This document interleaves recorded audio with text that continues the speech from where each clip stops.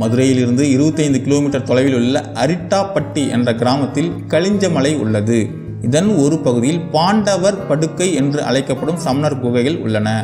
பாண்டவர் படுக்கை என அழைக்கப்படும் சமணர் குகைகள் தமிழகத்தில் உள்ள இடம் எங்க அப்படின்னா கலிஞ்சமலை. மதுரைக்கு பக்கத்துல அரிட்டாப்பட்டி அப்படின்ற கிராமத்துல கலிஞ்சமலையில இருக்குது.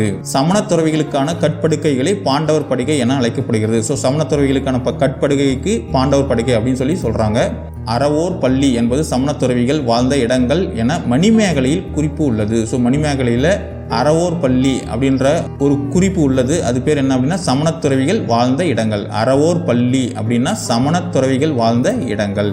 கோவலனும் கண்ணகியும் மதுரைக்கு செல்லும் வழியில் சமண பெண் துறவியான கவுந்தி அடிகள் அவர்களை ஆசீர்வதித்து அவர்களுடன் சென்றதாக தமிழ் காப்பியம் சிலப்பதிகாரம் குறிப்பிடுகிறது. கோவலனும் கண்ணகியும் மதுரைக்கு செல்லும் போது அவங்களுக்கு ஆசீர்வதித்து அனுப்பிச்சவர் யார் அப்படின்னா சமண பெண் துறவி. அவங்க பேரு கவுந்தி அடிகள்.